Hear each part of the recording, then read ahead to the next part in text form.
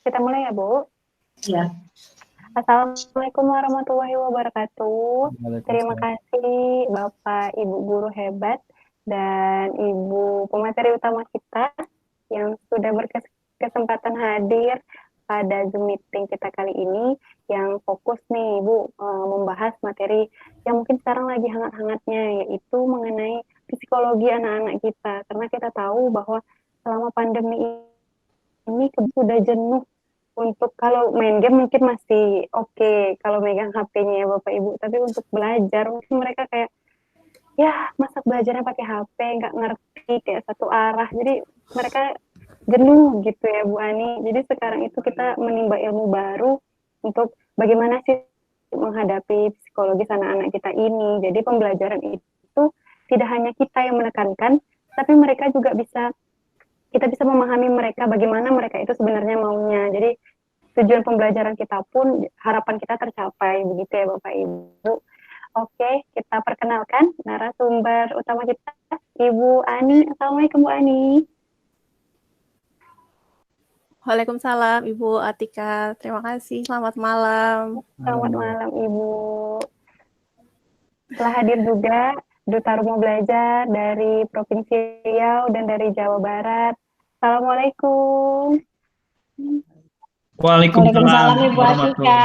warahmatullahi wabarakatuh. Selamat datang Bapak Ibu. Terima kasih sudah menyempatkan hadir dalam webinar ini. Baiklah, langsung saja Bapak Ibu, karena ini acaranya sudah malam juga dan menurut saya ini sangat menarik. Kita langsung saja mulai pembahasan kita kali ini kepada Bu Ani. Dipersilahkan Bu.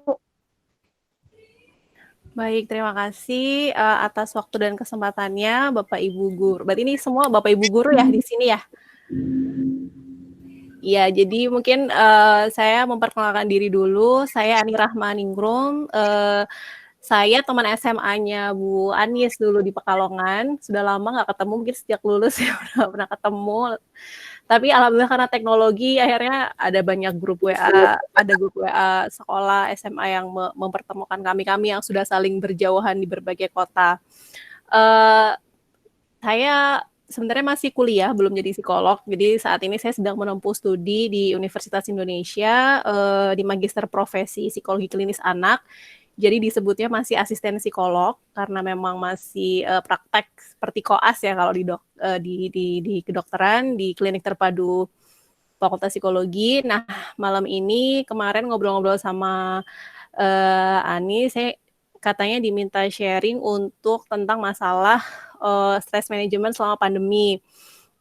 Tapi kemarin diskusinya sih memang katanya lebih untuk melihat dari sisi orang tua mungkin. Jadi pendampingannya seperti apa, terus bagaimana sih sebagai orang tua. Mungkin di sini juga Bapak Ibu selain mengajar kan juga ganda ya fungsinya ya, mungkin juga sekaligus mendampingi anak-anaknya belajar di rumah, yang mana pasti tantangannya banyak sekali karena sistem pembelajaran daring ini hal yang sangat baru dan memang sesuatu yang tidak terduga-duga. Jadi memang dinamikanya cukup banyak. Tapi nanti mungkin sambil berjalan akan saya coba kait-kaitkan juga untuk berikan gambaran sebenarnya anak itu posisinya bagaimana sih di masa pandemi ini gitu. Mungkin nantinya juga bisa menjadi bekal Bapak Ibu guru untuk memahami para orang tua yang mungkin banyak cerewetnya juga mungkin ya ke guru-guru kayak, "Duh Bu, ini anaknya kok dikasih tugas terus, saya udah susah di rumah, udah ini, udah itu," gitu. Betul sekali Bu. Jadi mungkin nanti juga walaupun yang saya sampaikan malam ini mungkin lebih banyak dari sudut pandang orang tua, mungkin nanti Bapak Ibu guru juga bisa membantu orang tua untuk yang memberikan tips juga, "Oh mungkin Ibu bisa coba ini dulu, ini itu dulu." Seperti itu. Biar lebih enak saya coba share screen ya. Nanti jika ada pertanyaan di tengah boleh disampaikan saja. Oke, siap Bu. Sebentar, saya share dulu. Apakah sudah kelihatan belum ya? Sudah Bu, sudah. Sudah ya? Sudah Bu Ani. Sudah. Ya, baik. Bentar. Saya show. Oke, jadi malam ini kita akan coba bahas stress management bagi orang tua di masa pandemi. Saya punya waktu berapa ya? 15 menit, 30 menit. Nanti kalau 30 menit dengan tanya jawab ya. Iya, baik, 30 nanti menit, kalau Bu. misalnya udah mepet atau apa, saya diinfo saja ya. Takutnya nggak kelihatan. Oke, jadi mungkin kita harus awali dulu dengan membahas kenapa kita sebagai orang tua ya di sini, mungkin sebagai guru juga, kenapa kita perlu memanage stres selama pandemi ini. Kenapa penting kita harus melakukannya gitu. Yang pertama adalah kalau saya agar lebih mudah mungkin mengaitkannya atau menggambarkannya seperti kalau kita naik pesawat, kalau Bapak Ibu naik pesawat atau ngelihat gitu ya.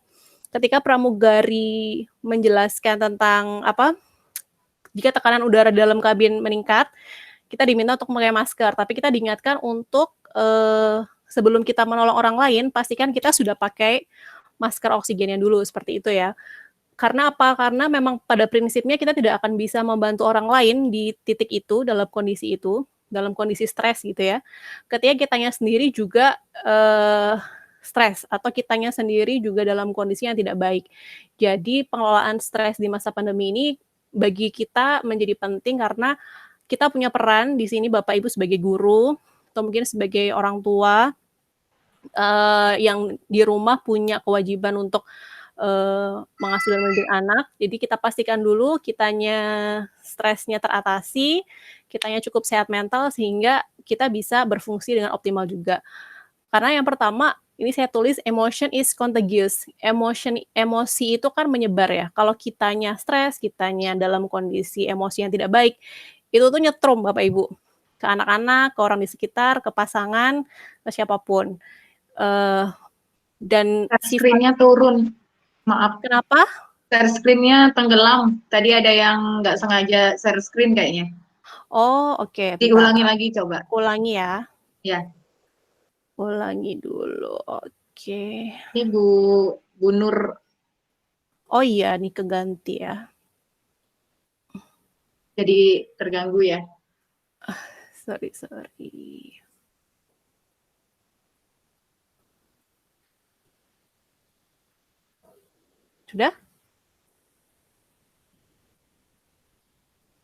Sudah Ya. kembali lagi. Tadi sampai mana ya? Jadi karena emosi itu sifatnya saling mempengaruhi dan bisa kalau kayak kita dengan anak atau kita dengan murid gitu, kalau kitanya dalam kondisi emosi yang tidak bagus, itu bisa mempengaruhi ke murid. Misalnya atau ke anak, kita ngomongin anak aja deh ya, mungkin lebih relate gitu ya, ke anak. Nah, ketika anak emosinya jadi tidak bagus, dia mungkin akan berperilaku yang tidak sesuai dengan harapan kita, sehingga ini akan menimbulkan rasa stres baru ke kita. Nanti kita tambah stres balik lagi ke anak. Jadi akan muter-muter bolak-balik nggak kelar-kelar. Makanya kita sebagai orang dewasa yang harus punya kesadaran lebih dulu untuk mengelolanya. Karena kembali lagi apa yang kita rasakan akan mempengaruhi perilaku kita. Kalau kita lagi stres, lagi nggak enak, itu kayak mungkin melihat hal yang biasanya sebenarnya netral-netral saja, kalau kita lagi emosinya bagus bisa jadi sangat menyebalkan gitu. Atau misalnya anak kita naruh sepatu sembarangan. Mungkin kalau kita lagi netral-netral saja, lagi biasa-biasa saja itu tidak terlalu menjengkelkan. Tapi kalau kita emang lagi seharian sudah capek, banyak tugasnya harus dikumpulkan, mungkin siswa-siswa hari ini tidak bisa diajak bekerja sama mengerjakan tugas, terus ngelihat sepatu menggeletak aja itu bisa jadi satu hal yang sudah sangat mengganggu gitu. Itulah kenapa kita perlu memanage emosi kita. Caranya bagaimana di masa pandemi ini? Sebenarnya ini saya juga masih belajar ya. Jadi yang penting itu adalah penerimaan dulu. Jadi pertama Pak, Bu, saya mengajak untuk terima saja semua perasaan yang mungkin Bapak Ibu rasakan sekarang, baik sebagai orang tua, sebagai guru. Ngetrennya istilahnya tuh kalau sekarang banyak yang ngomong it's okay to not be okay. Jadi memang kalau memang kita marah, memang kita merasa sedih, memang cemas, memang lelah, memang stres, ya sudah terima saja bahwa oh ya oke, aku memang marah, memang sedih, memang cemas. Beda deh rasanya ketika kita mencoba menerima itu semua dengan mencoba apa ya, mendinai gitu ya, kayak, "Ah, enggak kok, gue nggak marah, aku nggak sedih, aku nggak cemas," gitu. Akan beda rasanya. Karena memang dalam situasi ini tuh memang situasi yang stressful, yang penuh tekanan, yang memang sulit bagi kita semua. Jadi kalaupun kita merasa sedih, marah, stres, atau apapun itu bukan berarti kita lemah, bukan berarti kita orang yang tidak baik, bukan berarti kita, guru yang tidak baik, orang tua yang tidak baik, karena memang situasinya memang ya sekarang itu memang penuh tantangan. Dan kita nggak sendirian, jadi bukan cuman kita yang stres, bukan cuman kita yang sedih, mungkin hampir semua orang pasti punya stres, sedih, dan marahnya masing-masing di masa ini. Lalu setelah itu, menurut menurut saya yang penting dilakukan adalah mengatur ekspektasi. Ini mungkin berlaku misalnya sebagai, orang tua atau mungkin sebagai guru melihat siswa kita yang, "Kok mereka, nggak mau sih ikut kelas online? Kok mereka nggak mengumpulkan tugas-tugasnya tepat waktu? Kok mereka malah, apa ya, kuotanya harusnya buat belajar dipakai untuk main game," atau apapun itulah, "Kok mereka lebih suka males-malesan, kok mereka gini, kok mereka begitu," gitu. Nah, di masa ini sangat penting untuk ekspektasi kita terhadap kondisi anak. Karena sebenarnya yang perlu disadari, yang bisa stres itu bukan cuman kita sebagai orang dewasa, tapi anak-anak itu juga, pasti mengalami stres. Jadi, kalau kita bayangkan fitrahnya anak-anak itu kan bermain ya, bermain, mungkin kalau remaja, ini guru SD, SMP, SMA, atau apa? Atau beda-beda? Beda-beda sih, Beda-beda ya? Iya, Oke. campur ya, Bu. campur. Oh ya, campur, baik. Mungkin kalau kalau kalau bagi anak-anak SD kan fitrahnya, masih banyak bermainnya ya, masih banyak bermain, menyalurkan energi. Lalu apalagi kalau untuk anak-anak yang sudah remaja, SMP, SMA itu mereka memang seharusnya lagi masa-masanya tuh asyik sama teman. Mungkin Bapak Ibu yang guru SMP, SMA merasakan ya, mereka tuh lagi senang-senangnya dengan teman, apa-apa itu maunya sama teman. Harusnya ini masa-masanya mereka bisa mencoba banyak hal baru, kalau remaja. Nah, tapi ternyata mereka tiba-tiba, dihadapkan pada situasi mereka tidak boleh kemana-mana, tidak bisa bertemu temannya, tidak bisa, mungkin tidak semua punya rumah yang cukup nyaman untuk ditinggali seharian, misalnya rumahnya terlalu sempit, penghuninya ada banyak, mereka nggak punya kamar sendiri, mereka tidak punya, apa ya, tempat untuk menyendiri misalnya. Tapi tapi mereka di satu sisi juga dihadapkan harus adaptasi dengan sistem baru, belajar daring, lalu harus menyesuaikan juga sekarang kalau pergi ke mana-mana ada aturan dan lain. Bagi kita saja kan ini, sangat sangat mengganggu ya sebenarnya ya, sangat membuat lelah, sangat membuat capek. Nah, apakah kita harapkan mereka juga bisa menghadapi ini dengan begitu saja mudahnya? Tentu tidak. Mereka kan juga, eee, pasti ibaratnya mereka juga struggle, mereka juga harus berjuang keras untuk bisa melewati, masa ini. Dan anak-anak itu kan tidak seperti orang dewasa yang mungkin sudah bisa, mmm, curhat atau cerita atau ngomong bahwa, "Oh iya nih aku stres," gitu, atau aku, apa namanya, kayaknya, terlalu lelah, aku cemas soalnya aku, apa namanya, melihat masa depan itu, kok kayaknya kapan ya ini selesainya, nggak ada ujungnya, bisa mengkomunikasikan itu. Mungkin kita punya teman yang bisa diajak berbicara, punya pasangan untuk ngobrol, tapi anak-anak tuh bahkan kadang tidak tahu sebenarnya apa yang terjadi. Mereka cuma tahu nggak nyaman aja rasanya, nggak nyaman aja rasanya. Mungkin kalau di dalam beberapa kasus yang saya temuin, kasus-kasus stres pada anak tuh manifestasinya atau bentuknya misalnya mereka jadi lebih agresif. Mungkin ada anak-anaknya di sini yang, biasanya kalem terus jadi lebih, apa ya, di rumah jadi sering berteriak misalnya, berantem sama saudaranya, atau mungkin ada yang jam tidurnya jadi kacau, pola makannya jadi kacau.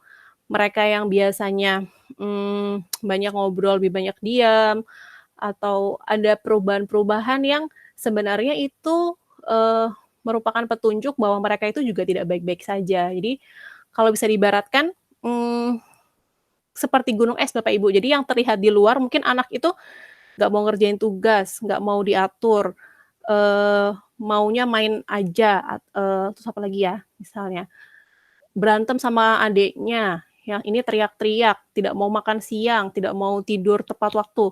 Itu di permukaannya seperti itu yang kita lihat.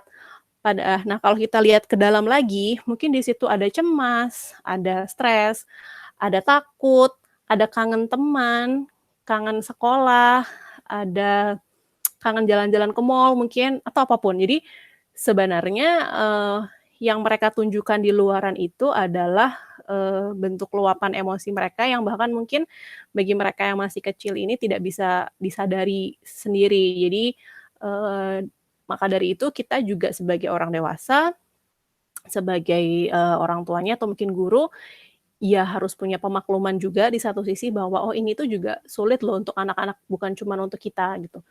Jadi dengan begitu harapannya kitanya juga lebih tenang menghadapi baik anak maupun murid yang mungkin tampaknya kayak kalau di mata kita ya mungkin selama ini susah diatur, nggak mau ngerjain tugas, maunya main aja. Apalagi ini mungkin bagi orang tua, ibu-ibu yang ngajarin anaknya sekolah tuh kan kayak kok susah sekali gitu ya ternyata. Nah itu tuh sebenarnya yang sedang berjuang atau yang sedang bertarung itu tidak cuma Bapak Ibu, tapi mereka tuh sebenarnya juga sedang berjuang di kondisi ini. Hanya saja mereka belum bisa menyampaikannya secara gamblang. Seperti itu. Nah, yang ketiga, yang mungkin bisa kita lakukan di situasi ini agar kita bisa lebih memanage stres kita adalah kita cari tahu hal apa yang men-trigger diri kita sendiri. Jadi, hal-hal apa sih yang biasanya membuat kita merasa stres atau jadi mudah marah atau jadi meledak gitu ya. Terutama kalau ibu-ibu nih biasanya yang gampang bikin tiba-tiba kayak sumpek terus meledak terus merepet kemana-mana tuh apa sih? Apakah karena ini bagi masing-masing orang itu beda-beda ya, Bapak Ibu. Ada yang mereka itu akan lebih merasa stres ketika mereka merasa tidak didengar. Misalnya nih, beberapa rekan, saya juga ada rekan dosen yang sempat cerita bahwa kok kayaknya mengesalkan ya mengajar di masa pandemi ini karena kayak aku merasa tidak didengarkan. Jadi murid-muridnya kelihatan kayak ada di depan layar tapi tampaknya ada yang sibuk sendiri, ada yang sambil mungkin dimatikan kameranya atau apa. Kan itu hal-hal yang tidak bisa dikontrol gitu ya di masa pandemi ini. Tidak seperti ketika di kelas bisa langsung terlihat gitu. Dan itu membuat dia lebih mudah untuk sebel. Atau misalnya di rumah itu orang tua merasa anaknya nggak dengerin kalau diberitahu atau dinasehati, itu membuat dia stres atau marah. Ada yang merasa nggak nyamannya ketika rumah itu berantakan. Jadi ketika rumah berantakan tuh kayak lebih mudah bagi dia jadi marah-marah atau jadi level stresnya itu naik. Atau mungkin ketika lapar, ini banyak juga nih yang kayaknya semuanya serba salah, anak-anak terasa menjengkelkan, semuanya kayak salah, oh ternyata belum makan dari pagi gitu. Karena kondisi fisik juga mempengaruhi kondisi emosional dan psikologis. Atau misalnya terlalu banyak kalau di rumah itu dipanggil atau ditanya-tanya, "Ibu, kok ini kayak gini sih? Ibu, ini gimana sih cara ngerjainnya? Ayah, ini gimana sih itu?" Nah, itu untuk beberapa orang itu sangat mengganggu. Atau misalnya ketika anaknya sudah diatur, yang mana nih, yang memantik kita, yang memantik rasa stres, rasa emosi, rasa marah kita itu yang mana? Kita coba cari tahu sendiri. Setelah kita cari tahu dan kita sudah nemu, oh biasanya aku akan cenderung lebih mudah tidak sabaran kalau rumah berantakan gitu misal ya. Lalu yang bisa kita lakukan apa? Coba kita antisipasi, oh berarti kalau begitu biar rumah tidak berantakan misalnya kita buat perjanjian dengan anak-anak untuk meletakkan mainan di tempatnya. Atau misalnya barang-barang yang sekiranya tidak terlalu perlu disimpan saja dulu di tempat yang tertutup sehingga tidak mudah dijangkau anak-anak dan tidak akan berantakan, semacam itu.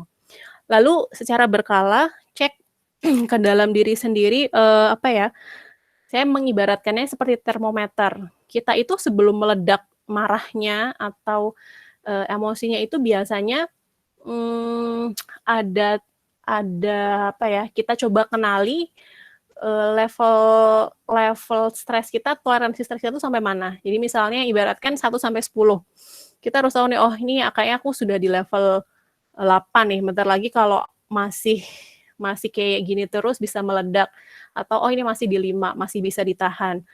Nah, perlunya apa agar ya gitu mengantisipasi biar kita tidak stresnya tuh tidak sampai meledak sampai ujung gitu, karena biasanya kalau yang namanya ledakan itu bahayanya efeknya jauh lebih besar gitu. Jadi yang bisa kita lakukan kalau kita sudah tahu bahwa ternyata, oh ini aku sudah level 9, kayaknya kalau aku tidak melakukan sesuatu sebentar lagi bisa meledak nih. Sekali dicolek sedikit sama anak atau sama murid itu udah bakal meledak nih. Nah, ketika kita tahu, kita bisa mundur sejenak, kita coba banyak sih sebenarnya yang bisa kita lakukan, nanti juga akan dibahas di slide paling akhir, yang bisa kita lakukan untuk menurunkan lagi level stres atau level emosinya itu ke level misalnya tadinya 9, kita turunkan ke 7, atau turunkan ke 6, atau ke 5 gitu. Misalnya untuk masing-masing orang tuh berbeda-beda, misalnya bisa dengan yang paling mudah misalnya ambil nafas dalam. Kalau mungkin Bapak Ibu di sini ada yang pernah dengar namanya square breathing, square persegi ya. Jadi ibaratkan mengambil nafas dengan 4 sisi persegi gitu. Yang satu itu tarik nafas, terus ditahan, terus dikeluarkan, diam lagi, lalu baru ambil nafas lagi. Jadi sambil narik nafas, tahan dan hembuskan itu, bayangkan kayak sedang membuat garis persegi, itu bisa membantu untuk meredakan atau meredam sedikit level emosi kita atau level stres kita. Dan biasanya sangat membantu ketika marah sih untuk mencegah kita meledak gitu.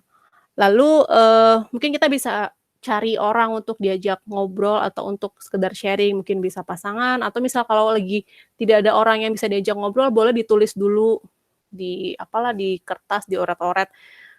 Karena expressive writing, kita menuliskan perasaan kita itu membantu untuk merilis atau meredakan sedikit level emosi.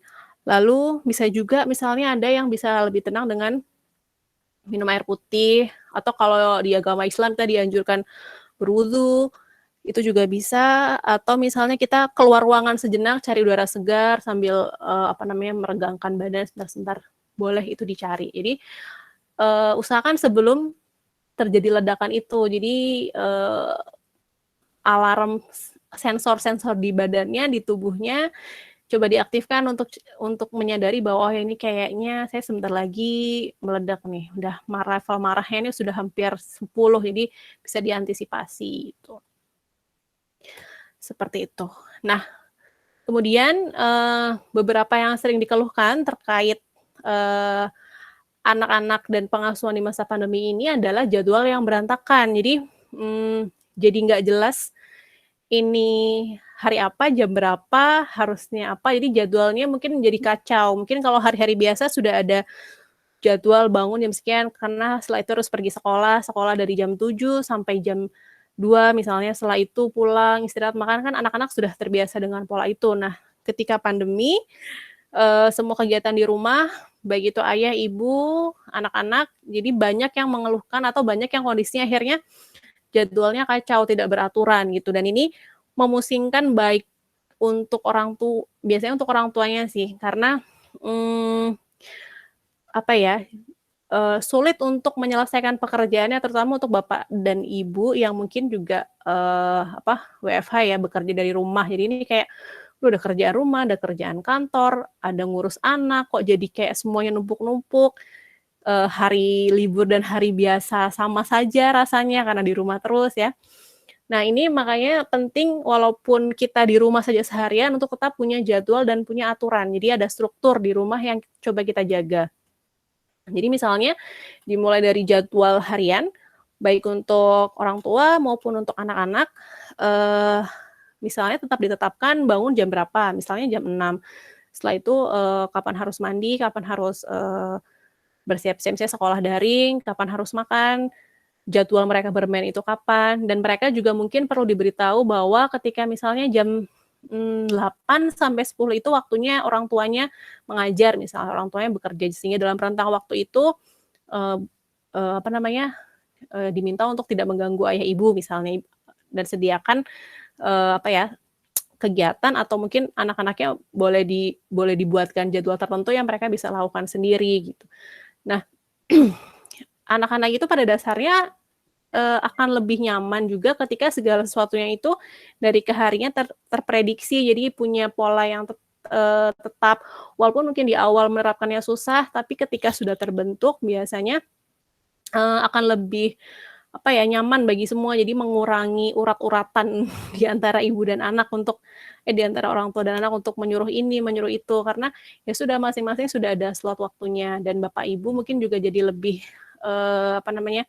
bisa fokus pada satu hal dalam satu waktu. Karena kan memang tantangannya kadang sulitnya bekerja dari rumah itu kan memisahkan peran ya. Kapan saya ini sedang jadi profesional, sedang jadi guru, atau ini adalah saya yang sedang harus menemani anak saya belajar gitu. Jadi dengan adanya jadwal itu juga membantu kita untuk bisa memisahkan peran-peran kita. Jadi pas jadi guru bisa fokus jadi guru, pas jadi orang tua bisa fokus jadi orang tua. Seperti itu. Lalu struktur itu selain jadwal juga bisa berupa aturan-aturan. Jadi misalnya tetapkan karena mereka memang akan seharian di rumah, biasanya yang paling jadi concern atau perhatian tuh masalah penggunaan gadget gitu misalnya. Oke, ada yang anaknya jadi seharian main HP terus jatuhnya, atau seharian jadi misalnya malas-malasan tidur atau apa. Nah, ini bisa dibicarakan bersama anak tergantung usianya. Jika anaknya sudah cukup besar, bisa diajak untuk membuat aturan bersama. Nah, yang namanya aturan itu adalah sesuatu yang disepakati kedua belah pihak ya. Jadi karena bukan perintah itu ya. Jadi kenapa tadi disarankan untuk bikin aturannya coba bersama dengan anak. Misalnya oke, boleh nonton YouTube misalnya, atau boleh pegang HP selama 1 jam setelah sekolahnya selesai dan dia sudah makan siang misalnya. Lalu misalnya dia tidak menyelesaikan sekolahnya dan belum mau makan, ya tetap jangan kasih, karena kalau kita tidak konsisten ya mereka juga akan kedepannya tidak akan bisa kooperatif juga ketika kita buat aturan bersama gitu. Seperti itu. Nah, itu tadi yang sebelumnya, beberapa slide sebelumnya itu adalah upaya kita untuk membuat agar kita sebagai orang tua dan mungkin sebagai profesional bisa menghindari terjadinya stres yang berlebih di masa pandemi ini. Nah, namun kalau mau misalnya kita sudah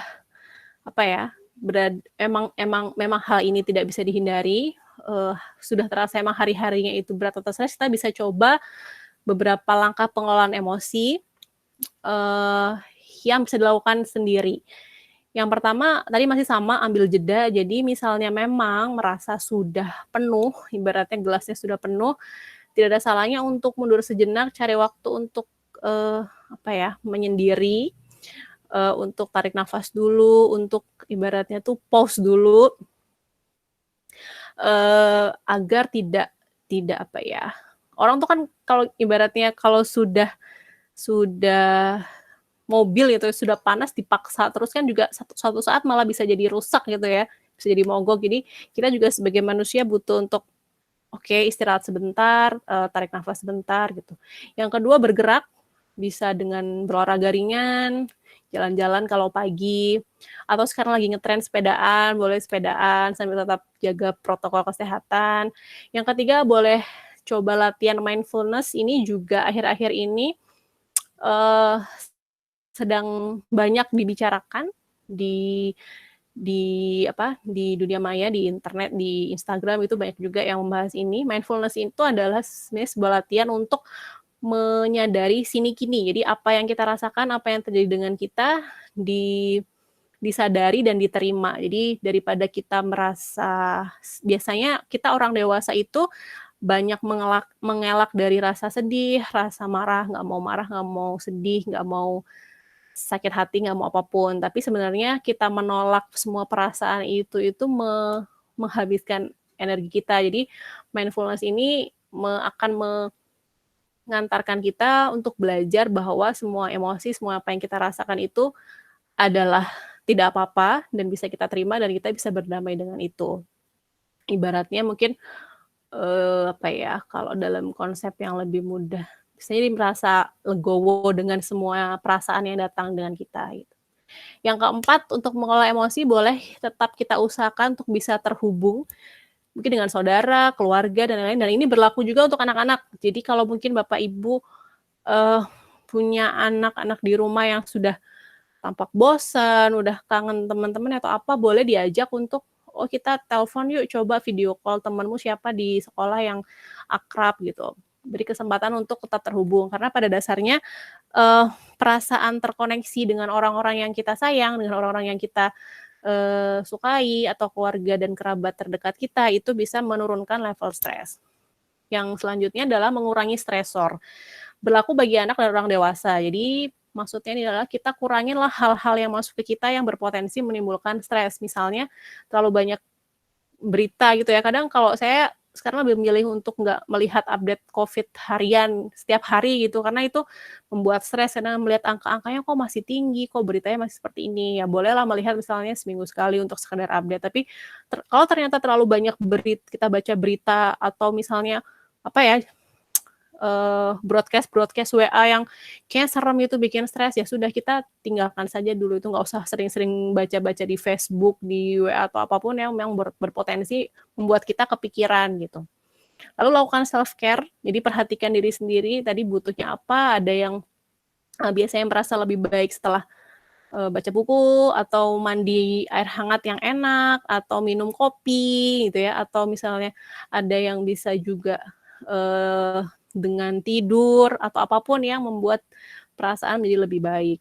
Lalu be kind to yourself ini yang terakhir adalah kita juga jangan terlalu keras sama diri kita sendiri. Kadang kita punya target yang tinggi, wah ini harusnya kalau pengennya nih kalau ngasih tugas ke anak-anak semuanya bisa kelar kembali dalam waktu 2 hari misalnya. Kalau enggak berarti saya ini apa ya, guru yang kurang kompeten, guru yang wah berarti salahnya itu di saya dan lain-lain. Banyak orang yang menyalahkan diri sendiri atau keras pada diri sendiri atas sesuatu yang sebenarnya tidak bisa mereka kontrol. Jadi dan itu membuat stres. Jadi mulai sekarang boleh dicoba untuk kalau memang kita sudah berusaha, kita sudah melakukan sesuatu yang terbaik dan hasilnya masih belum sesuai harapan, ya berarti mungkin ada hal-hal yang di luar kontrol kita yang menyebabkan hal itu. Jadi tidak usah terlalu menyalahkan diri sendiri agar perasaan kita juga menjadi lebih baik.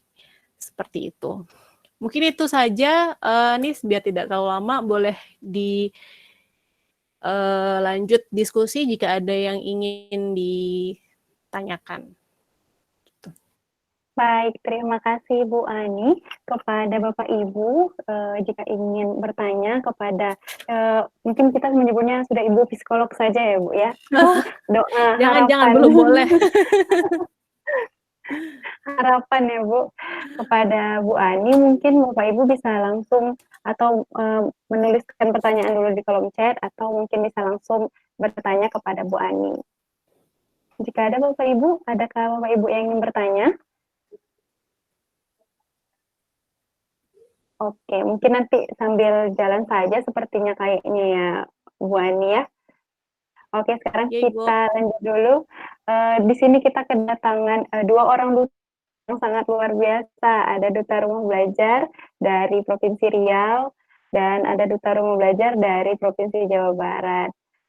Assalamualaikum Kang Asep, Assalamualaikum Bu Yayu. Waalaikumsalam warahmatullahi wabarakatuh.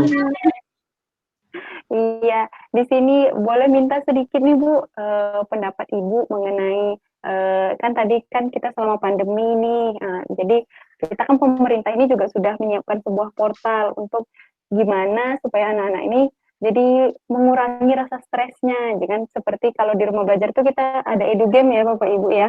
Jadi anak-anak itu bisa belajar sambil bermain. Jadi kami mengharapkan ada sedikit nih kata-kata dari Bapak Ibu Duta.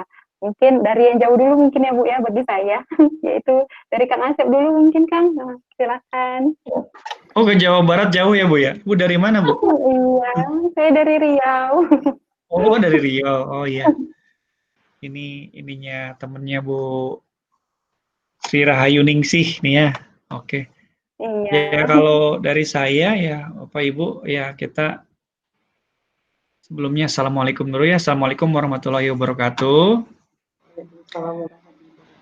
Yang kami hormati Bu Yayu ya, rekan saya, Bu Ani Rahmaningrum ya. Salam kenal Bu, sama-sama di Depok kita Bu, tapi berjumpanya via ini ya, via dunia maya itu ya. Online. Iya, Iya, Pak. Bapak Ibu SRB yang hebat pada malam ini, walaupun bentrok ya dengan kegiatan penyelesaian tugas, bentrok dengan kegiatan ngopi pahit, bentrok dengan ya segala macam lah Bu ya. Tapi alhamdulillah masih bisa berkumpul ya pada malam ini. Alhamdulillah luar biasa. Mungkin kalau dari saya pada intinya saya sangat kagum dengan Bapak Ibu yang di tengah kesibukan yang super ya saat ini, tetapi masih tetap beraktivitas, masih tetap membuat sebuah kegiatan yang positif. Pertahankan Bapak dan Ibu, jangan karena pembatiknya, tapi mudah-mudahan ke depannya Bapak dan Ibu bisa terus berkarya, berkreasi untuk kemajuan bangsa, dan tentunya peserta didik dari Bapak dan Ibu nantinya akan memperoleh hasil yang terbaik. Di sini saya cuman ingin berterima kasih kepada Bu Ani juga ya. Terima kasih Bu Ani telah meluangkan waktu untuk berbagi dengan kami. Terima kasih. Mudah-mudahan semuanya bisa menyerap ya ilmu dari Bu Ani ini. Mungkin itu dari saya. Monggo silahkan kepada rekan saya yang cantik dari Riau. Monggo silahkan Mbak Yayu. Iya, Bu Yayu, silakan Bu. Saya dibilang cantik sama Kang Asep, melambung saya. Terima kasih Bu Atika. Bismillahirrahmanirrahim. Assalamualaikum warahmatullahi wabarakatuh. Selamat malam. Waalaikumsalam warahmatullahi wabarakatuh. Salam kenal sebelumnya Bapak Ibu yang ada di room Google Meet. Salam kenal sama Bu Ani, Kang Asep, mohon izin, ini rekan saya selalu mengikuti followernya di YouTube ini. Nah, jadi Bapak Ibu kalau mau belajar tentang IT, ikuti Kang Asep. Kang Asep di YouTube, Kang Asep, banyak sekali pembelajaran yang kita dapat dari Kang Asep. Ya Kang Asep ya. Siap. Oke, siap. Oke, baik. Ini mungkin Ibu Ani, selamat kenal Bu Ani. Saya dari Riau, Bu Ani. Oke. Bu Atika termasuk sahabat rumah belajar dari Riau juga, kemarin via WA bisa gabung, insya Allah kalau ada waktu bisa gabung. Padahal ini bentrok-bentrok semua seperti yang Kang Asep bilang. Ini saya lagi dengar dua Zoom sekarang, sama Google Meet, tapi insya Allah tetap menyimak senantiasa. Terima kasih ilmunya buat Luar biasa duta kita ya Bapak Ibu. Ilmu Bu Ani sangat bermanfaat sekali untuk anak-anak, menghadapi kita sendiri di saat-saat puncak-puncaknya pandemi ini, di saat-saat mulai stres-stresnya kita, seterong kata orang. Ya, ini dapat sebagai penyiram sedikit, nah seperti itu rupanya. Ya baik, memang di era pandemi ini saat ini kita diminta terus berbagi dan berkolaborasi di sini. Bapak Ibu sahabat rumah belajar tahun 2020 ini kalau kita bilang ya Kang Asep ya, ini paling super duper. Mungkin di zaman kita 2019 tidak ada seperti ini. Luar biasa semangat berbaginya. Mungkin kalau tidak di stop tanggal 21 besok mungkin masih bisa jalan terus, saya yakin ini. Luar biasa sekali berbaginya. Lanjutlah berbagi seperti yang Kang Asep bilang tadi. Jangan berbagi hanya sekedar untuk target kita menjadi duta belajar saja. Jadilah kita seperti ini, selalu berbagi, kapanpun itu, apapun nanti hasilnya, apakah tidak menjadi duta atau menjadi duka, tetaplah Bapak Ibu berbagi dan berkolaborasi senusantara seperti saat ini. Sehingga kita bisa bermanfaat untuk orang lain. Dan Bapak Ibu yang kami banggakan di sini, karena musibah COVID ini kita selaku pendidik memang harus diminta dan dipaksa untuk keluar dari zona nyamannya. Yang biasanya kita nyaman-nyaman saja, mungkin bertatap muka seperti yang dipaparkan Ibu Ani tadi. Sekarang ini kita memang dipaksa. Plusnya di sini Bapak Ibu sahabat rumah belajar telah memiliki kompetensi di bidang IT atau TIK. Jadi Bapak Ibu sahabat rumah belajar yang hadir saat ini tidak mengalami stres yang sangat mendalam, saya yakin. Karena memang tidak dipungkiri kalau pandemi ini memang banyak kaitannya dengan perangkat TIK, serba online atau offline ya nantinya. Maka harapan kami Alhamdulillah Bapak Ibu telah melalui proses itu karena Bapak Ibu telah tersaring dari level 4 yaitu berbagi. Bapak Ibu telah memahami unsur-unsur TIK yang akan nanti diberikan kepada peserta didik. Teruslah Bapak Ibu berkolaborasi karena manusia adalah makhluk sosial. Terkadang di kita ada, di orang tidak ada, atau di orang ada, di kita tidak ada. Kita adalah makhluk sosial, tidak bisa kita memenuhi kebutuhan kita sendiri. Saat ini saya seorang guru PJOK, saya tidak paham dengan ilmu psikolog. Nah, saya minta dari Bu Ani ilmunya. Jadi begitulah kira-kira. Kita saling membutuhkan, kita saling ketergantungan, maka kita perlu kerjasama dengan satu sama lain. Mungkin itu saja dari saya sedikit, Ibu Atika. Saya kembalikan kepada Ibu Atika. Mohon maaf atas kelancangan saya. Assalamualaikum warahmatullahi wabarakatuh. Waalaikumsalam warahmatullahi wabarakatuh. Terima kasih kata-kata mutiaranya Kang Asep dan Bu Yayu, sangat memotivasi kami, terutama SRB tahun 2020. Terima kasih Bu, terima kasih Pak. Oke, kita langsung saja. Sukses ya untuk semua Bapak Ibu. Amin, amin. Baiklah Bapak Ibu, kita langsung saja. Jika tadi kita dengar dari Bu Ani, Ibu, sekarang kita mendengar pengalaman dari guru BK yang sudah berpengalaman dan juga sudah memiliki pandemi ini, gimana sih BK itu di sekolah gitu ya Pak Dodi ya, gimana atau bagaimana peranan BK itu selama pandemi ini menghadapi anak-anak atau anak-anak bagaimana nanti curhatnya begitu ya Pak Dodi, mungkin bisa Bapak jelaskan. Kepada Pak Dodi, waktu dan tempat disilahkan. Baik, Assalamualaikum warahmatullahi wabarakatuh. Waalaikumsalam warahmatullahi wabarakatuh. Terima kasih Bu Atika pada kesempatannya. Terima kasih juga kepada Kang Asep udah bersedia hadir di room ini. Ibu Yayu, terima kasih motivasi dan nasihatnya. Semoga apa yang disampaikan bisa kami aplikasikan, walaupun bukan hanya berbagi, bukan hanya karena menuntut tugas dari pembatik, tapi berbagi itu memang tujuan kita sebagai guru, karena ilmu yang kita bagikan itu akan manfaatnya akan terasa sampai kapanpun. Oke, baik, di sini di masa pandemi ini banyak hal, banyak problem yang kita hadapi dan banyak hikmah. Salah satu hikmah dari pandeminya ya ini SRB 2020 ini SRB. Kalau mungkin kalau tidak masa pandemi, mungkin tatap maya ini tidak akan jadi primadona di musim sekarang ya. Mungkin orang lebih baik tatap muka. Mungkin sosialisasinya hanya ke sekolah-sekolah terdekat, mungkin hanya dalam satu kecamatan ataupun dalam satu kota media atau satu kabupaten. Tapi dengan adanya pandemi ini, dengan tidak bolehnya tatap muka di beberapa daerah, termasuk daerah kami di Kota Bengkulu itu tatap muka ditiadakan dan semuanya kelas daring. Siswanya di rumah, ada yang di dusun, yang penting bisa melaksanakan proses pembelajaran. Sehingga dan juga tugas pembatik dilaksanakan juga secara daring. Saya ini tatap muka yang ke-7 dan semuanya kolaborasi dengan hampir semua pulau, dengan SRB dari Sulawesi pernah, Kalimantan, Jawa, hanya yang belum ini Papua dengan Bali dan Bali dan Papua dan daerah NTT dan NTB. Pulau Jawa udah sering juga, Kalimantan. Dan itu hikmah yang tidak bisa kita dapatkan kalau tidak ada pandemi ini, mungkin kan. Baik, di sini saya akan berbagi sedikit pengalaman, bukan menggurui, tapi kita di sini sama-sama sharing menghadapi peserta didik di masa pandemi. Saya akan share screen sedikit, nggak banyak screen-nya, hanya beberapa slide saja.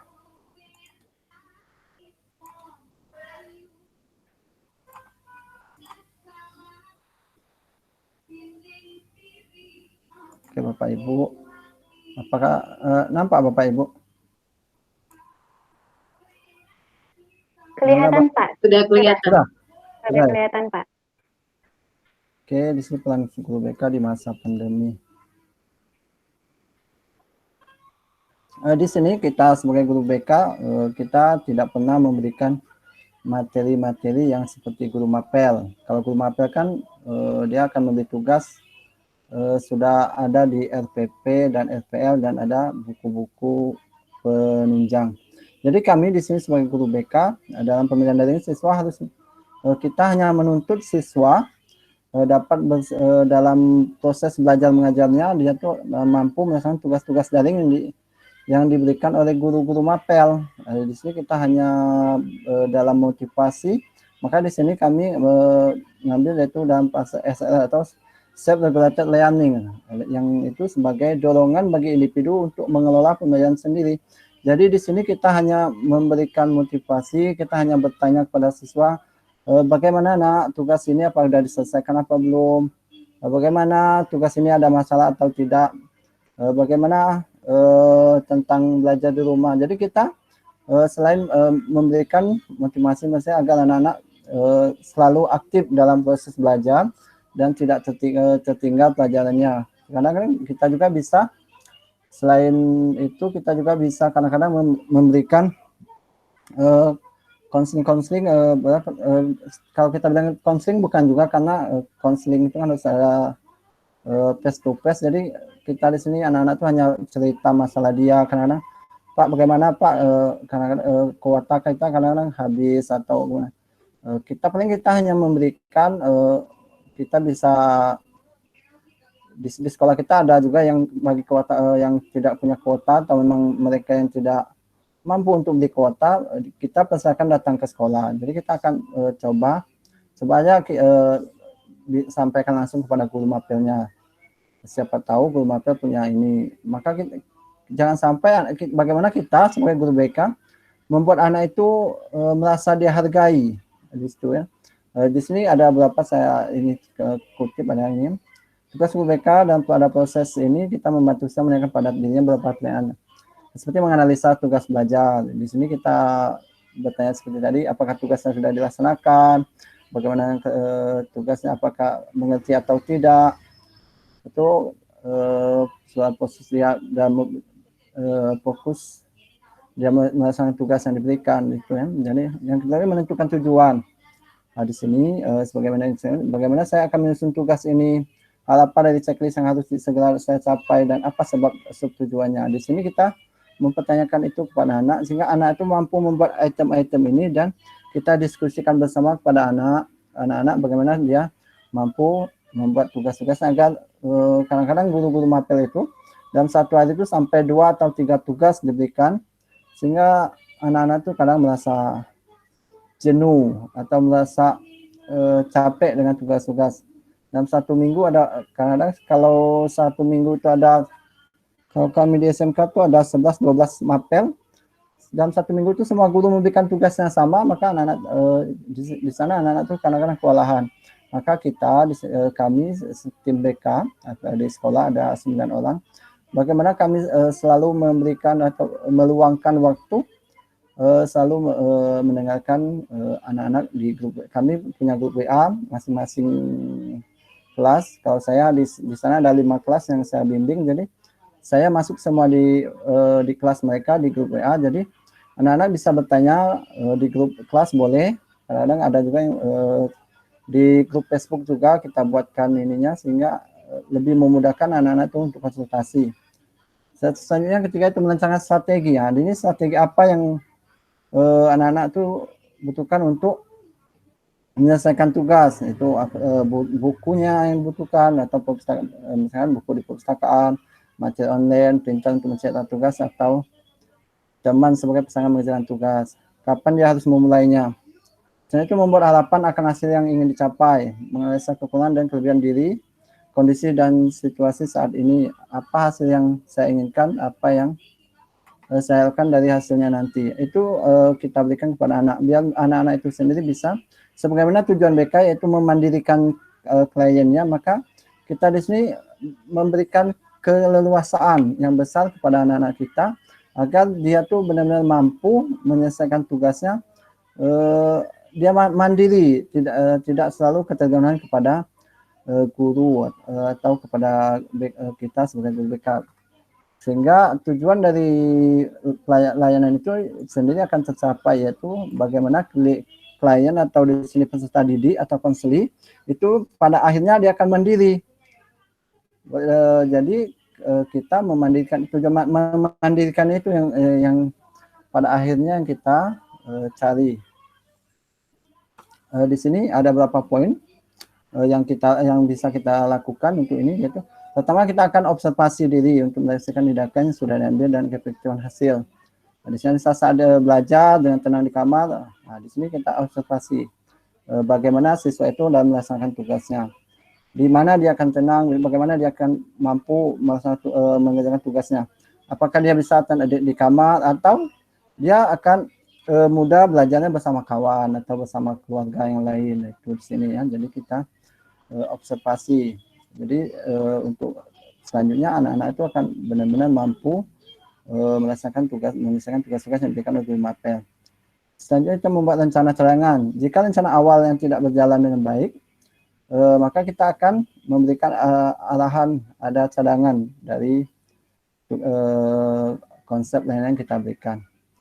Jadi kita selalu mengawasi siswa untuk melakukan strategi. Nah, di sini kita setelah kita buat kontrak, kalau ini ada sejenis kontrak, kalau di Guru Mapel itu ada kontrak belajar sebelum pembelajaran, maka di sini ada kontrak konseling atau kontrak yang kita laksanakan bersama konseli. Apa-apa saja yang akan dia lakukan dalam proses konsultasi tadi, menyelesaikan tugasnya, maka kontrak ini kita akan selalu kita awasi apakah siswa itu benar-benar mengerjakan atau tidak, apakah siswa itu lalai. Karena kan kalau kita tidak ada kontrak dan kita awasi, anak-anak juga akan teledor. Dan juga kita memastikan siswa memonitor kemajuan dalam tujuan jangka pendek dan strategi yang mereka gunakan. Di saat yang bersamaan, guru BK juga bisa monitor secara online kemajuan siswa, memberikan umpan balik jika dibutuhkan. Oke, nah ini tadi refleksi atau evaluasi.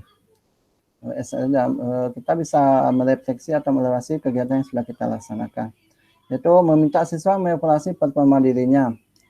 Jadi di sini kita bisa bertanya langsung kepada siswa apa-apa saja yang sudah dilakukan, apakah dia tugas-tugas yang disampaikan, apakah dia sudah mengumpul tugas mana saja yang sudah dilakukan atau tugas mana yang sudah dikumpul atau tugas mana yang belum. Maka di sini kita evaluasi performa diri siswa, yaitu merefleksi strategi yang telah digunakan. Apakah strategi yang kita gunakan atau yang kita telah laksanakan tadi di kontrak, apakah itu benar-benar bermanfaat bagi siswa atau benar-benar mampu membuat siswa itu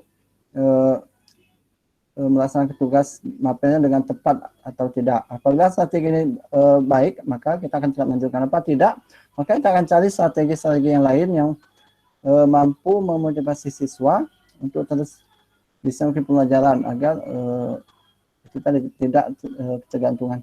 Dan selanjutnya itu mendorong siswa untuk menginginkan hasil capaian jelek dengan usaha dan strategi yang dilakukan. Nah, di sini setiap hasil yang dicapai oleh siswa, baik itu jelek, maka kita akan terus memberikan dorongan atau memberikan motivasi. Maka kita tidak boleh menjatuhkan siswa dengan mengatakan hal-hal yang buruk tentang dia. Maka kita akan motivasi, mungkin usaha kamu belum maksimal, maka harus dimaksimalkan lagi. Coba belajar lagi, coba dipelajari lagi buku-buku yang sudah yang berkaitan dengan tugas yang diberikan.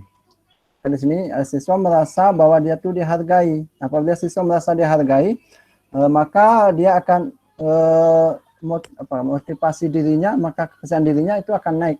Maka siswa itu akan terus berusaha untuk memperbaiki dirinya. Apabila kita menjatuhkan, maka dia akan down. Maka di sini kita kadang-kadang sebagai guru, maka kita harus menghindari kata-kata yang memojokkan siswa.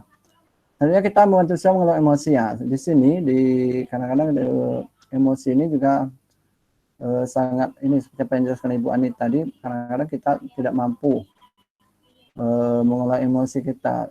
Maka di sini kita akan membantu siswa mengelola emosi siswa itu.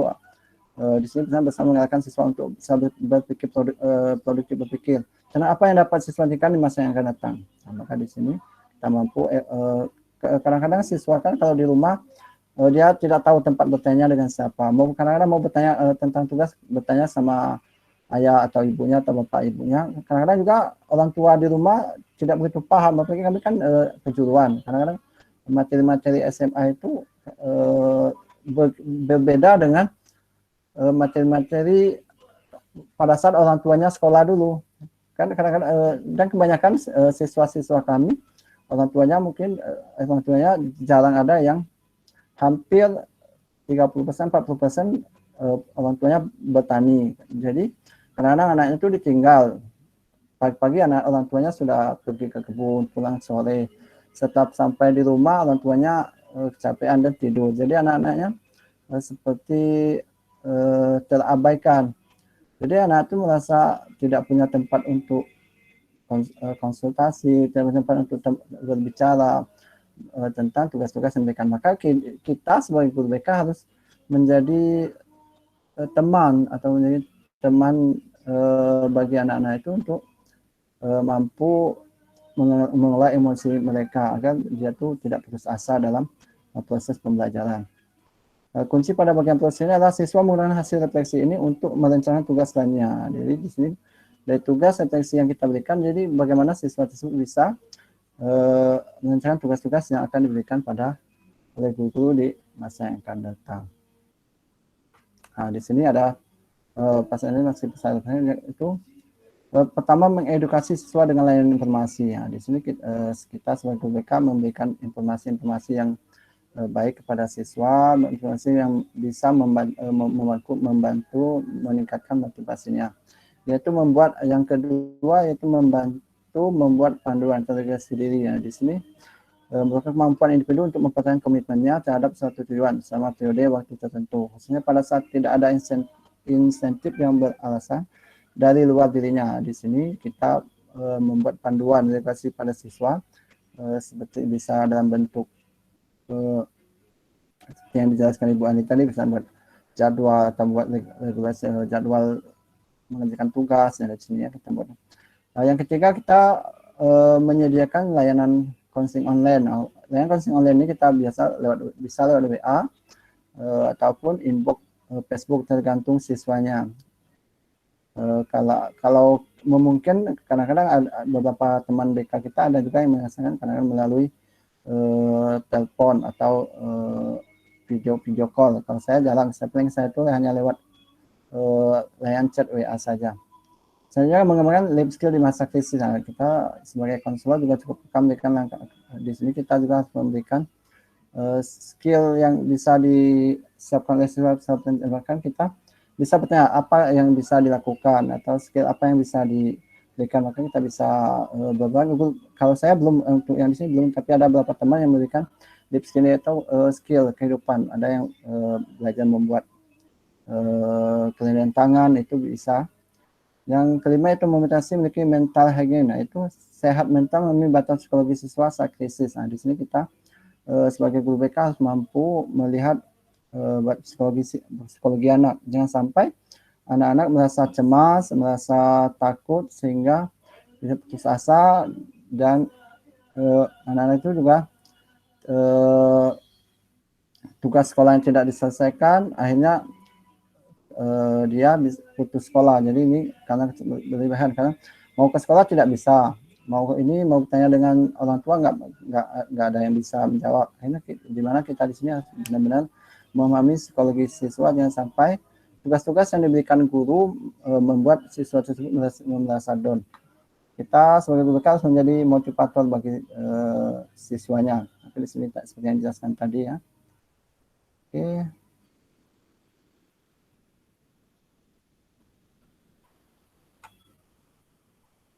Oke, itu tadi ya. Jadi begitu ya Pak ya. Nah, jadi bagaimana kita di sini sebagai guru BK benar-benar membuat siswa itu merasa nyaman. Jangan sampai siswa kita merasa takut dengan tugas-tugas.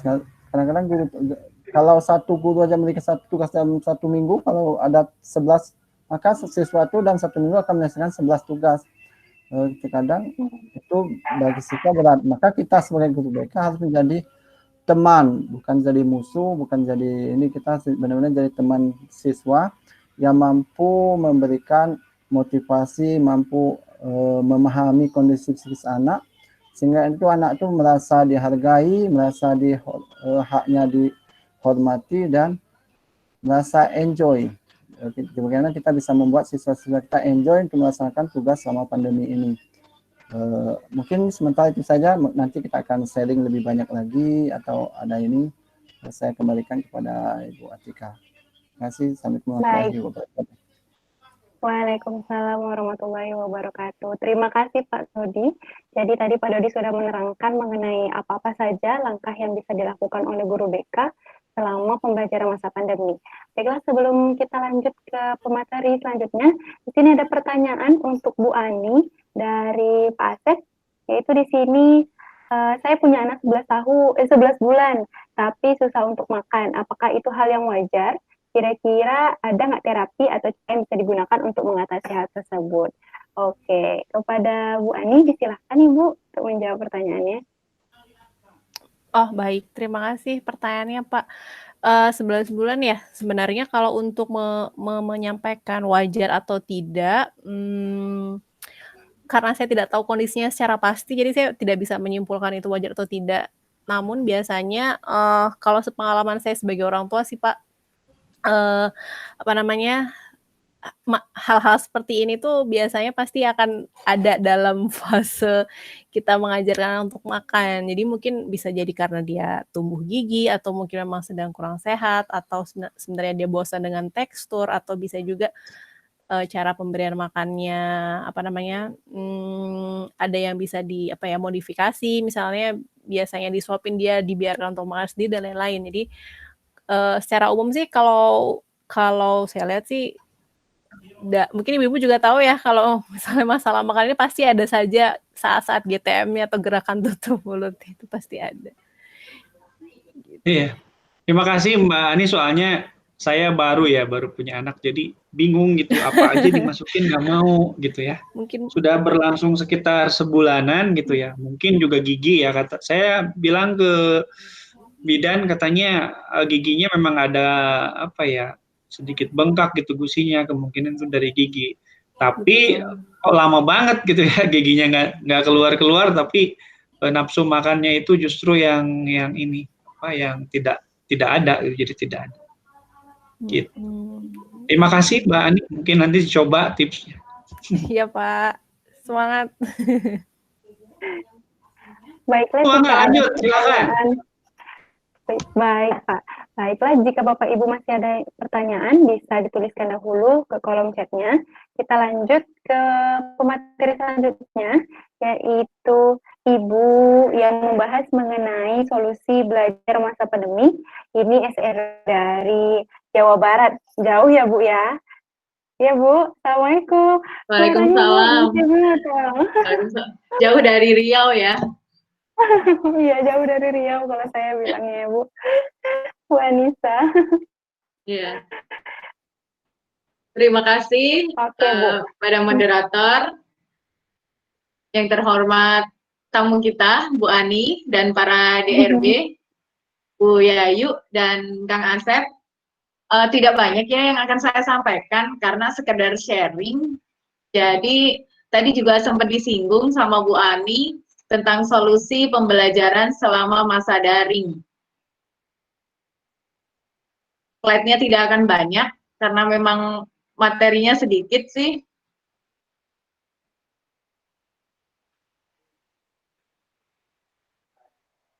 Sengaja ini dibikin portrait solusi pembelajaran masa pandemi.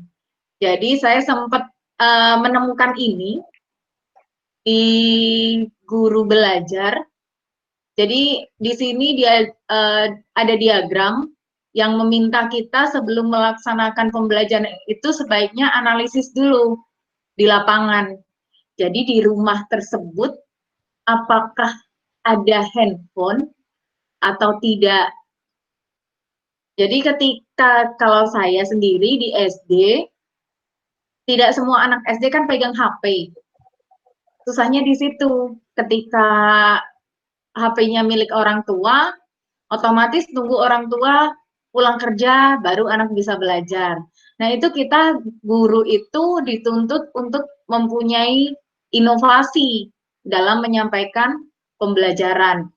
Di sini disediakan 4 solusi, pembelajaran online kelompok, pembelajaran online mandiri, pembelajaran luring, luar jaringan ya, bisa lewat radio, televisi, atau pemberian tugas yang nantinya orang tua ngambil ke sekolahan, nanti dikembalikan lagi, atau pembelajaran guru kunjung kelompok, home visit.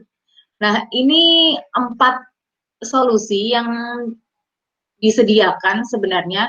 Kalau untuk anak SD ini cukup memberikan solusi ya, tapi kalau untuk anak SMP, SMA, saya kurang tahu karena pelajarannya mungkin juga terlalu banyak.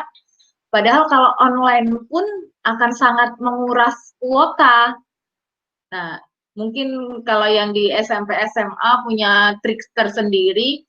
Kalau di SD kita masih bisa orang tua mewakili anaknya mengambil tugas di sekolahan, nantinya dikembalikan lagi di hari apa, itu masih bisa.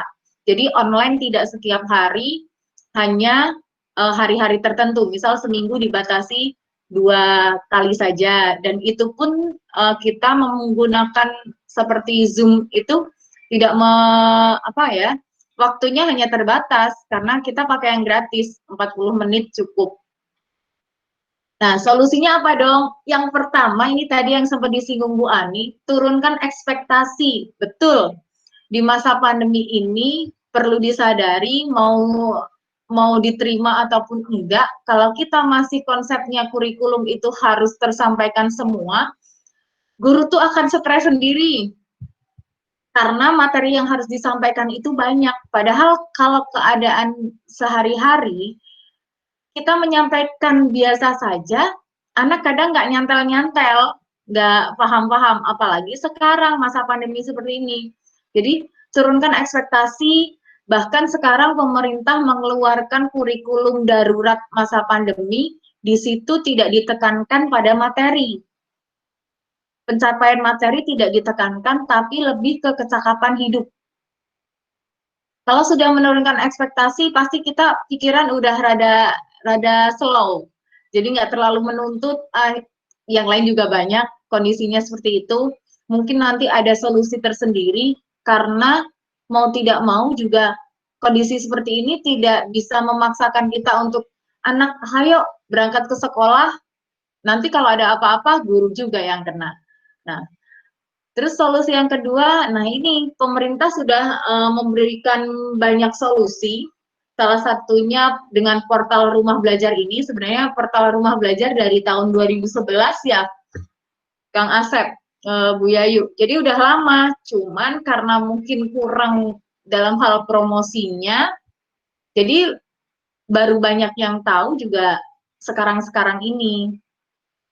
Portal Rumah Belajar sudah disiapkan, kuota pun sudah diberikan untuk pelajar dari SD, dari PAUD, malah dari PAUD sampai mahasiswa juga diberikan. Yang ketiga, nah, aplikasi dan laman yang lain. Aplikasi ini yang bisa dipakai oleh Bapak Ibu guru tanpa mengeluarkan kuota utama, kuota biasa ya.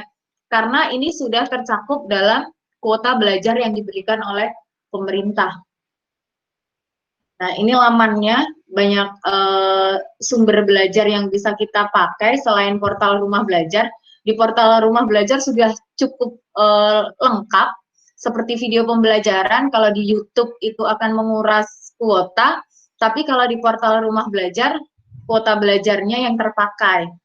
Jadi akan sangat-sangat membantu sekali. Mungkin itu saja dari saya, tidak panjang lebar, karena yang sudah saya terapkan di lapangan memang penurunan ekspektasi. Jadi saya sudah menurunkan ekspektasi, nggak mungkin kalau anak dipaksakan materi harus selesai, itu bakal selesai, nggak mungkin. Jadi sudah menyadari, ya sudah, memang kondisinya seperti ini, jadi di pikiran udah rada slow. Beda dengan ketika materi harus sampai, materi harus selesai, itu udah pasti kepala tuh udah pusingnya, udah minta ampun. Justru dari sini juga saya sebenarnya pengen bertanya dengan Bu Ani, nanti bisa langsung dijawab mungkin. Kesalahan saya ketika ekspektasi masih terlalu tinggi nih, anak yang saya korbankan, karena anak saya masih 5 tahun nih. masih usia TK, alah udah nggak usah sekolah dulu, emaknya fokus dulu ngajar murid-muridnya, soalnya apa, udah kerjaan rumah iya, ngajarin anak sekolah iya. Saya justru kaget ketika anak di TK tugasnya lebih banyak daripada saya memberikan tugas ke murid saya sendiri. Jadinya yaitu, udah Mas, kamu nggak usah sekolah dulu, kamu libur dulu, cuti, nggak usah belajar. Sekarang anaknya yang nggak mau belajar, kan udah mulai longgar jadwalnya, ekspektasi sudah diturunkan, jadwal sudah mulai longgar, ayo Mas berangkat sekolah lagi, nanti tugas diambilin. Mau Mas Walas mau pindah sekolah aja katanya. Karena dia udah malu, katanya malu, nggak pernah ikut video conference sama teman-temannya, nggak pernah ikut ngerjain tugas, jadi larinya ke sana. Nah, solusinya kira-kira seperti apa ya? Gitu. Mungkin seperti itu. Ya, terima kasih. Materi dari saya cukup. Bisa dilanjutkan lagi, Bu Atika, mangga. Assalamualaikum warahmatullahi wabarakatuh. Waalaikumsalam warahmatullahi wabarakatuh. Balik lagi ke Bu Ani, Bu Ani. Langsung ada pertanyaan lagi nih. Silakan Bu Ani untuk menjawab. Iya, jadi sebenarnya mungkin saya apresiasi dulu karena berarti Ibu sudah menyadari gitu ya bahwa oh iya berarti ada yang salah nih karena saya justru misalnya mengorbankan anak saya gitu. Walaupun misalnya apa ya, memang mungkin situasinya serba sulit dan memang bagi orang tua terutama ibu mungkin yang punya peran ganda, ini memang lebih-lebih ya, kayak saya juga mengalami karena saya juga masih kuliah, masih menyelesaikan studi, harus anak ada sekolah, terus ngurusin rumah dan lain-lain. Tapi memang kuncinya emang tadi sih Bu, memisah-misahkan peran di rumah mungkin berdasarkan jam mungkin ya. Jadi misalnya kalau katakanlah jam 8 sampai jam 12 gitu menjadi guru dalam tanda kutip, guru sebagai profesional, berarti nanti kita alokasikan waktu juga misalnya di jam 1 sampai jam 2 itu ya udah kita jadi guru untuk anak kita sendiri, menemani anak kita sekolah dan lain-lain. Terus kapan kita mengerjakan rumah tangga. Nah, tapi kalau misalnya anaknya sekarang sudah punya perasaan malu atau apa ya, sudah enggan karena teman-temannya ini, mungkin kita balikinnya pelan-pelan. Jadi kayak apa yang membuat malu, terus oh udah lama ketemu teman-teman, oke tapi kan bisa perkenalan lagi, bisa kita ajak bicara dengan bahasanya anak-anak lah gitu. Karena apa namanya, mungkin ibu juga bisa bilang nanti akan ditemani, nanti belajarnya sama ibu, kita kerjakan bareng-bareng atau apapun gitu-gitulah. Dan yakinkan bahwa teman-temannya nggak ada yang ini kok, nggak ada yang akan apa, ibaratnya ngejek-ngejek atau akan apa gitu. Mungkin prosesnya akan perlahan sih, tapi insya Allah bisa. Memang kadang susahnya gitu ya, apa namanya, memang biasanya akan terkorbankan itu justru kita dalam tanda kutip karena memang mungkin kadang tanggung jawab itu panggilan pekerjaan itu terasa lebih mendesak, tapi ya kita bisa pakai pola pikir ya sekarang memang anak kita kalau tidak kita yang pegang ya siapa lagi gitu. Memang tantangan sekali sih memang di masa ini. Nggak apa-apa Bu, pelan-pelan. Susahnya kan jamnya bareng. Dia jam belajar di TK, saya belajar daringnya maksudnya ya? Sekolah. Oh, daringnya. Oh iya harus masih ditemani ya soalnya kalau TK ya. Iya, saya juga kadang gitu 2 device menyala, satunya ibunya sekolah, anaknya sekolah. Ya memang tapi balik lagi harus dituntut fleksibel dan ekspektasinya diturunkan saja. Mungkin bisa juga bilang ke gurunya kalau memang tidak memungkinkan karena ada di sekolah anak saya juga karena ibunya juga bekerja dan tidak ada pengasuh yang bisa mendampingi selama jam daring, jadi memang minta izin untuk saya ambil tugas-tugasnya saja, lalu dikumpulkannya kesepakatan gitulah dengan gurunya kapan. Siapa tahu bisa. Tuh. Terima kasih. Oke, terima kasih banyak Bu Ani. Baiklah, selanjutnya saya akan mempresentasikan materi nih Bu mengenai salah satu pembelajaran yang mungkin paling sering menjadi momok bagi anak-anak di sekolah, yaitu pembelajaran matematika gitu ya Bu. Izin share screen Bapak Ibu.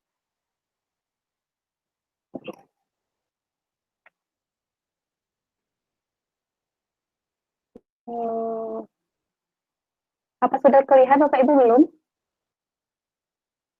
Belum, Bu. Belum. Belum, Bu. Sudah, Pak? Kalau sekarang sudah, Pak? Bu? Baru mulai, udah. Oh, oke. Tahu. Assalamualaikum warahmatullahi wabarakatuh. Waalaikumsalam warahmatullahi wabarakatuh. Baiklah, di sini Bapak Ibu saya ingin berbagi sedikit mengenai pembelajaran matematika yang saya lakukan selama masa pandemi ini yang menggunakan IT atau teknologi. Jadi kalau mungkin kita ya Bapak Ibu ya, atau mungkin bisa kita tanya ke siswa, kalau matematika, apa yang pertama kali kita pikirkan tentang kata tersebut? Mungkin sebagian besar siswa itu banyak memikirkan apa ya, seperti yang mematikan, yang mengerikan, yang paling susah, sulit dipahami, ribet, tidak mengasihkan dan membosankan. Pembelajaran itu mengada-ngada. Mungkin banyak siswa kita yang beranggapan seperti itu. Jika tatap muka saja sudah sering atau sudah banyak siswa yang beranggapan seperti itu, apalagi selama masa pandemi ini Bapak Ibu. Yang kebetulan kalau saya sendiri itu pada awalnya itu sekolah saya itu di daerah 3T Bapak Ibu. Jadi kebanyakan kami itu hanya belajar mengenai model yang terakhir yang tadi dijelaskan oleh Bu Anissa, yaitu luring. Jadi siswa menjemput tugas awalnya ke sekolah, lalu waktu tertentu mengumpulkan lagi. Jadi di sini siswa kebanyakan itu tidak mengumpulkan materi matematika. Lalu alhamdulillah saya mengikuti pembatik ini. Jadi di sini saya lebih mengenal lagi mengenai ruang belajar, yaitu di rumah belajar ini merupakan portal yang disediakan oleh Kemendikbud, di mana pada portal-portal ini berisi fitur-fitur yang sangat menarik yang bisa kita manfaatkan selama masa pandemi ini. Juga tadi dibilang Bu Anissa bahwa rumah belajar ini juga diberikan atau termasuk dalam kuota gratis yang diberikan oleh Kemendikbud. Lalu di sini karena mata pelajaran saya matematika, dan matematika itu dianggap sangat membosankan, betul-betul bisa dikatakan bahwa siswa itu tidak ada kembali mengumpulkan kertasnya Bapak Ibu, karena mereka menganggapan nggak ngerti Bu, angka-angka semua, nggak tahu gunanya apa. Jadi di sini sambil menurunkan ekspektasi juga, seperti yang disuruh Mbak Adi tadi, saya mencoba memutar akal bagaimana supaya pembelajaran ini masih bisa dilakukan. Karena tidak mungkin rasanya anak-anak itu tidak memahami mengenai dasar-dasar matematika seperti penjumlahan ataupun pengurangan. Di sini saya memanfaatkan fitur yaitu fitur rumah belajar, khususnya itu fitur EduGame. Jadi di sini Bapak Ibu kita bermain sambil belajar. Jadi fitur ini bisa kita manfaatkan secara offline ataupun bisa kita akses ke situs rumah belajar, atau jika kita menggunakan handphone pun bisa kita unduh melalui Play Store. Selanjutnya, ini merupakan konten-konten yang bisa kita gunakan dalam EduGame, khusus untuk pembelajaran matematika yang mungkin ada anak-anak di rumah yang bisa kita ajak untuk bermain sambil belajar. Dimana kalau yang saya gunakan itu, karena saya mengajar 3 jenjang, 7, 8, 9, materi yang pertama saya gunakan yang paling kiri, yaitu match game untuk materi relasi dan fungsi. Selanjutnya ini, iya Pak. Slide-nya apa screen-nya nggak bergerak? Nggak bergerak, Pak? Nggak, kalau di tempat saya, tapi nggak di tempat lain. Di tempat lain bagaimana, Pak? Iya, sama, nggak bergerak. Nggak bergerak ya, Mbak ya? Aduh. Coba diulang. Oke. Saya ulang lagi.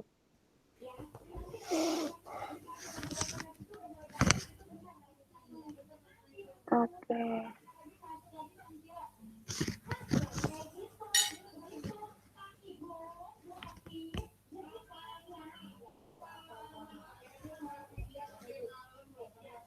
Sekarang bagaimana Bu? Sudah beda tampilannya dari yang tadi? Belum nampak. Oh, baru mau. Oke. Sudah? Ya, udah. Oke. Saya ulang saja Bapak Ibu. Jadi ini merupakan contoh-contoh konten di fitur EduGame yang disediakan oleh portal rumah belajar yang bisa dimanfaatkan untuk pembelajaran matematika. Contohnya ya ini yang sebelah kiri ini Bapak Ibu, ini bisa kita gunakan untuk pembelajaran relasi dan fungsi.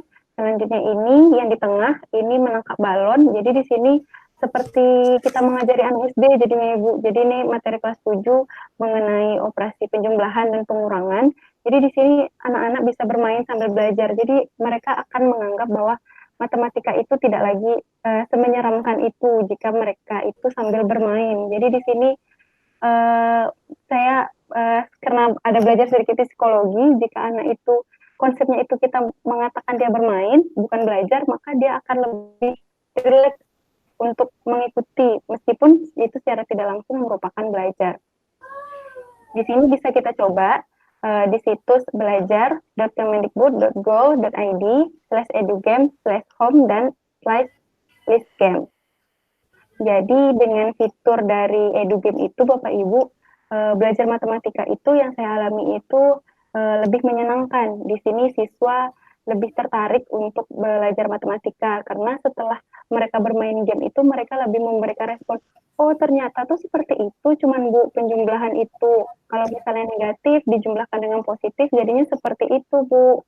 Jadi ada respon atau timbal balik yang mereka berikan kepada saya jika sebelumnya itu sangat minim sekali. Jika Bapak Ibu berkenan, di sini saya memberikan sedikit gambaran mengenai bagaimana saya menerapkan pembelajaran di masa pandemi dan juga menggunakan portal rumah belajar khusus pada daerah 3T yang betul-betul sangat minim jaringan Bapak Ibu. Jadi mereka di sini harus dikelompokkan dulu per kelompok, harus mengetahui titik-titik yang ada jaringannya, lalu baru di sana mereka bisa belajar. Baiklah, demikian saja. Terima kasih atas waktunya. Assalamualaikum warahmatullahi wabarakatuh. Waalaikumsalam warahmatullahi wabarakatuh. Baiklah Bapak Ibu, mungkin karena di sini sudah jam 8:30 ya. Apakah masih ada pertanyaan, Bapak Ibu?